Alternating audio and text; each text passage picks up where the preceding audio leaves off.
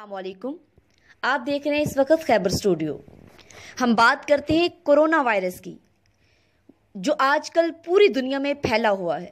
چلو مان لیتے ہیں کہ دنیا میں کورونا وائرس پھیلا ہوا ہے، لیکن کیا یہ وائرس اتنا ہی پھیلا ہوا ہے جتنا ہم نے عوام کو ڈرایا ہوا ہے؟ کیا جانے انجانے میں یہ خوف پیدا کر کے ہم لوگوں کی زندگیاں تو تباہ نہیں کر رہے؟ کہیں امریکہ اور اسرائیل کی سازش تو کامیاب نہیں ہو رہی؟ ایسی سازش جس میں وہ چاہتے ہیں کہ عام بیماری کو بھی کرونا کہہ کر عوام کو خوب ڈرایا جائے اور مسلمانوں کی تعداد کم ہو. اور افسوس اس بات کا ہے کہ موسم کی تبدیلی کی وجہ سے جو عام نزلہ زکام ہو رہا ہے، اسے بھی ہم کورونا کے کھاتے میں ڈال کر لوگوں کو زبردستی گھروں سے اٹھا لے جا کر ہسپتال میں وینٹیلیٹر پر ڈال کر ان کو ان کے بچوں سے دور کر کے اور ایسی سختی کی جاتی ہے کہ مریض کو موت کے منہ میں پہنچا کر واپس آتے ہیں.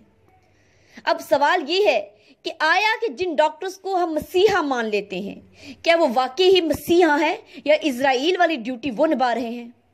تو مزید جانیے اس آڈیو کال میں کہ ڈاکٹرز نے ایک عام نزلہ زکام کی مریضہ کو کورونا کا مریض کہہ کر موت کے منہ میں پہنچا دیا. السلام علیکم.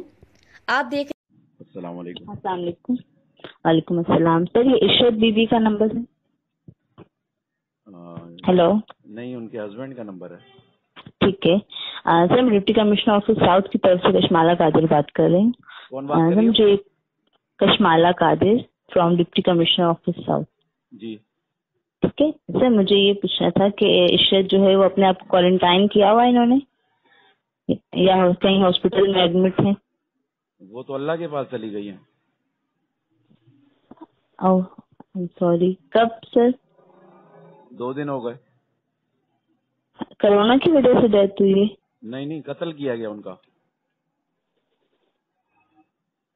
کیا مطلب یہ کہ رپورٹ نیگیٹو آنے کے بعد زبردستی کرونا میں اس کو گھسا کر اور آئسولیشن میں رکھ کے اور اس کو وینٹیلیٹر پہ ڈال کے مار دیا گیا اس کو.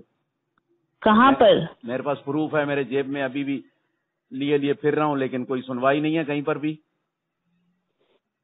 میرے پاس رپورٹ ہیں دونوں، ایک بھی نہیں. ان کو ایک پہ ڈاؤٹ ہوا کہ نہیں بھائی یہ جو علامات ہیں یہ کرونا کی ہے. میں نے کہا بھائی یہ رپورٹ تمہارے سامنے آئے ہوئے ضیاء الدین کے. انہوں نے کہا ہم دوسرا ٹیسٹ کروائیں گے. دوسرا کرایا، وہ 48 گھنٹے میں رپورٹ آئی، وہ بھی نیگیٹو آئی. پھر بھی کہا نہیں، ہاں پھر بھی نہیں. پھر وہ آپس میں ڈاکٹروں نے مشاورت کر کے اس کو جو ہے ڈکلیئر کر دیا کرونا. اور 1 دن کے بعد پھر کیا اس کو پتہ نہیں دیا گیا جس پہ وینٹیلیٹر پہ کر دیا. پھر وہاں سے انڈس میں شفٹ کیا. انڈس میں 2 دن میں اللہ کو پیاری ہو گئی. I'm sorry sir, I'm so sorry. مجھے نہیں معلوم تھا، میں انفارمیشن کے لیے کال کر رہی تھی جسٹ. مثلاً انفارمیشن کیا مقصد ہے؟ میں سمجھا نہیں آپ کی. سر مجھے نہیں معلوم تھا ڈیتھ کا، سوری.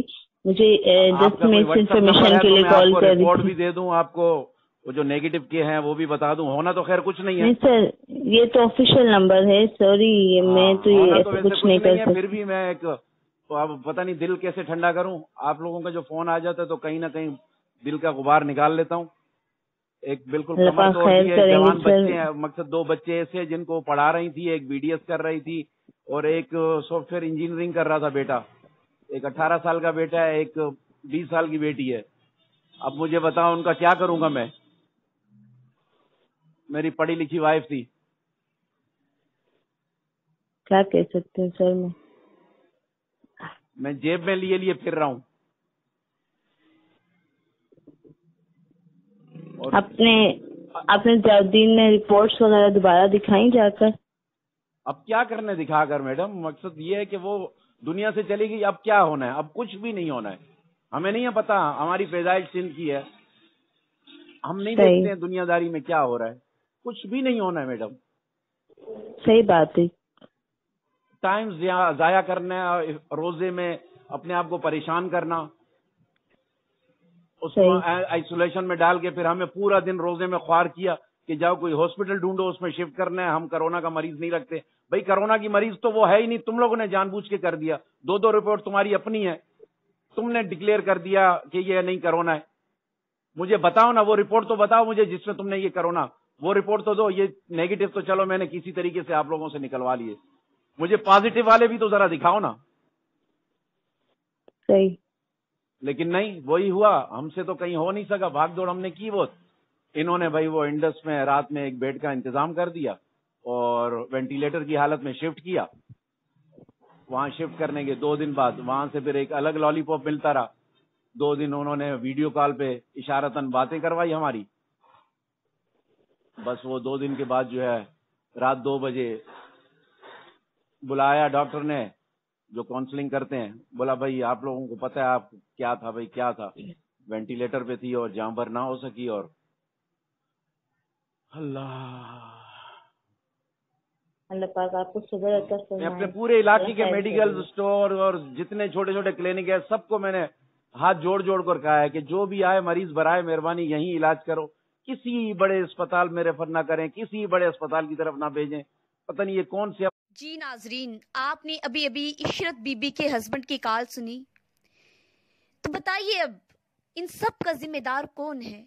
کس نے عشرت بی بی کو موت کے منہ میں پہنچا دیا؟